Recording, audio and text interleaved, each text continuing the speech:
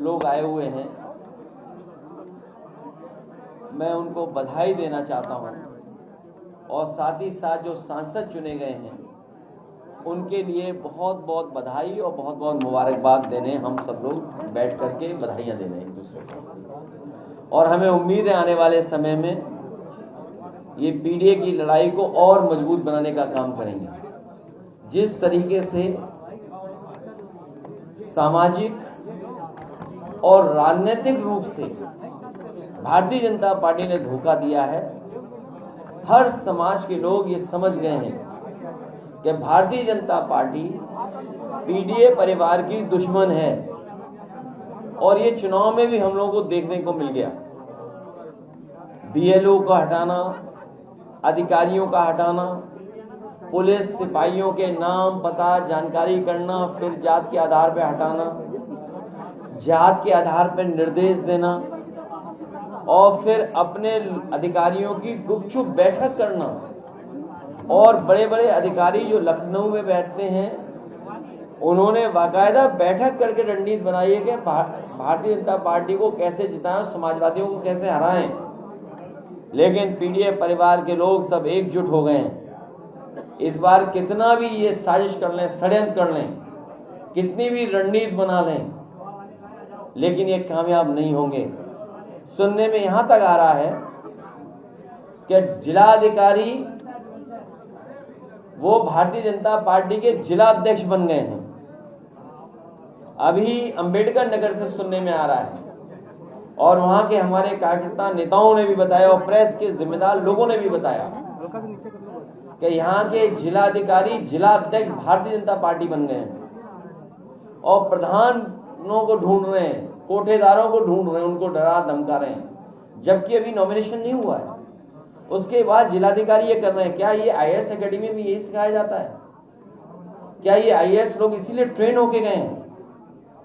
इन अधिकारियों की तस्वीर लगा करके हम लोग कहेंगे कि भारतीय जनता पार्टी के अधिकारी बन गए। अधिकारी नहीं है, ये वहां के संगठन के पदाधिकारी बन गए। और फिर आज एक वीडियो वायरल हो रहा है, जो बात मैंने पहले कही थी और फिर मैं दोहराता हूं।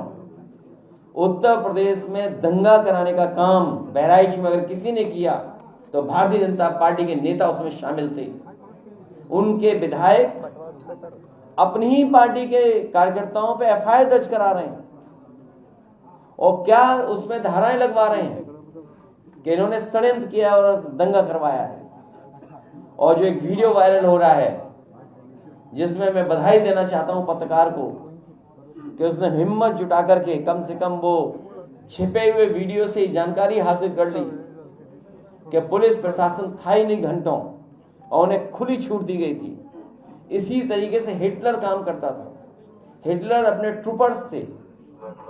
ट्रूपर्स को आगे कर देता था, अपने पार्टी के कार्यकर्ताओं को पुलिस की वर्दी पहना करके आगे कर देता था। हिटलर के जमाने में यह होता था कि पुलिस को खुली छूट दे दो या हटा दो पुलिस को और दंगा होने दो, घटना होने दो।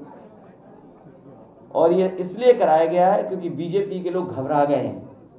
महंगाई का उनके पास कोई जवाब नहीं है, बेरोजगारी का उनके पास खत्म होने कोई जवाब नहीं है, आरक्षण ये छीन रहे हैं, संविधान के तहत और जो व्यवस्था है उसको नहीं लागू होने देना चाहते हैं। निवेश के नाम पर ये इनका पर्दाफाश हो गया है, इनकी पोल खुल गई है कि कहीं कारखाना उद्योग नहीं लगा है। और जिन्होंने इतने साल नहीं लगाया अब उतने दिन भी नहीं रहेंगे इस सरकार में। सोचिए, जितनी सरकार चल गई है अब तो उतना समय भी नहीं बचा इनके पास। अगर इन्होंने कुछ काम किया होता या निवेश लाए होते तो वो दिखता जमीन पर।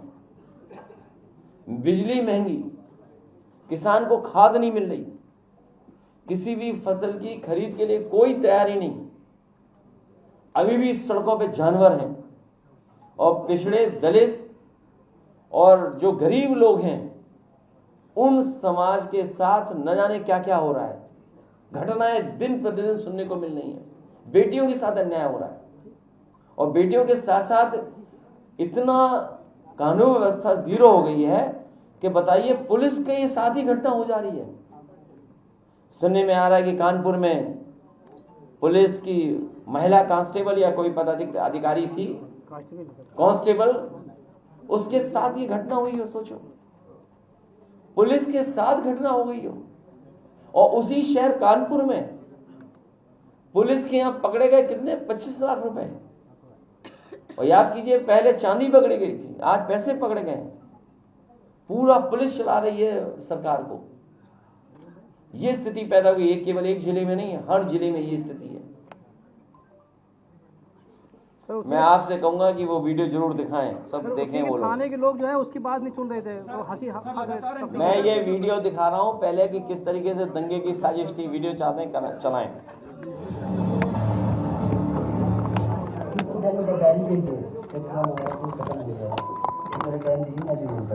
दैनिक भास्कर के वीडियो कैमरे पर ये कबूलनामा बहराइच हिंसा में शामिल 2 उपद्रवियों का।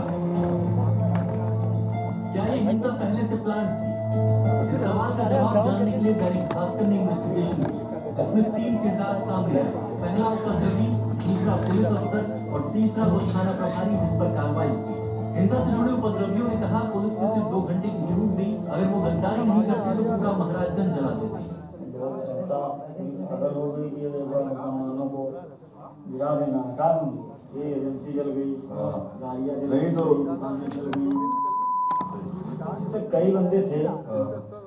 कोई हम जरूरी थोड़ी ना हम ही फूकेंगे, जिसका नंबर आ गया है वही फूक देगा। तो सारे पुलिस वाले हट भी गए, हमारे ये वहाँ मौजूद इन लोगों ने गद्दारी की, ये सारे सस्पेंड हो गए, दूसरे हैं। इन्वेस्टिगेशन का दूसरा किरदार हरदी थाने में पूर्व में तैनात रहा एक पुलिसकर्मी है, जिसने कहा यहाँ विधायक का रुतबा इतना है कि बिना उसकी इजाजत के पत्ता भी नहीं मिलता। पूरा वीडियो देखने के लिए डाउनलोड करें दैनिक भास्कर। अब इससे ज्यादा और क्या हम दिखाएं। और सोचिए यूपी के पूर्व डीजीपी साहब क्या कह रहे हैं। इस सरकार बनने के बाद सबसे पहले वो डीजीपी बने थे। वो क्या कह रहे हैं कि यूपी पुलिस बहुत दबाव में है, यूपी पुलिस बहुत दबाव में है, निष्पक्ष कार्रवाई नहीं कर पा रही है, दंगाई पर कार्रवाई करने पर उन्हें सस्पेंड कर दिया जाता है। अब आपको और क्या चाहिए बताइए। ये किसके सहारे बोल रहा है आखिरकार। और पुलिस से बेहतर और पुलिस का सच कौन जानता होगा। सोचिए आप, अगर पुलिस के इतने वरिष्ठ अधिकारी ये बात कह रहे हैं तो पुलिस का सच पुलिस से बेहतर कौन जानता होगा। और भाजपाइयों ने तो लगता है पुलिस के हथकड़ी लगा दी है। भाजपाइयों ने पुलिस पर भी हथकड़ियां लगा दी, इतना दबाव में पुलिस है। अगले जो एनकाउंटर के लिए जांच करनी होगी। देखिए उन बातों में बार बार मत जाओ जो अनकॉन्स्टिट्यूशनल है, जो नियम के विरुद्ध है। जहां हत्या हुई है वहां वो जांच का विषय बनता है। सर इसी पर अब नई एडवाइजरी आज जारी हुई है, पुलिस विभाग ने जारी की है कि जहां जहां भी एनकाउंटर्स होंगे वहां पर वीडियोग्राफी होगी, डॉक्टर्स के पैनल चेक करेंगे, वहां पर जाके फॉरेंसिक टीम जाएगी। इसको किस तरीके से, ये सब किसके अधिकारी होंगे। जब बीजेपी की नियति साफ नहीं है आप न्याय कैसे दोगे। आपको डीजीपी का स्टेटमेंट नहीं सुनाई दे रहा कि पुलिस दबाव में है, तो डॉक्टर दबाव में नहीं होंगे। और आप जानते हो कैमरा क्या दिखाता है, भीड़ है ही नहीं, हाथ में तो रिवॉल्वर।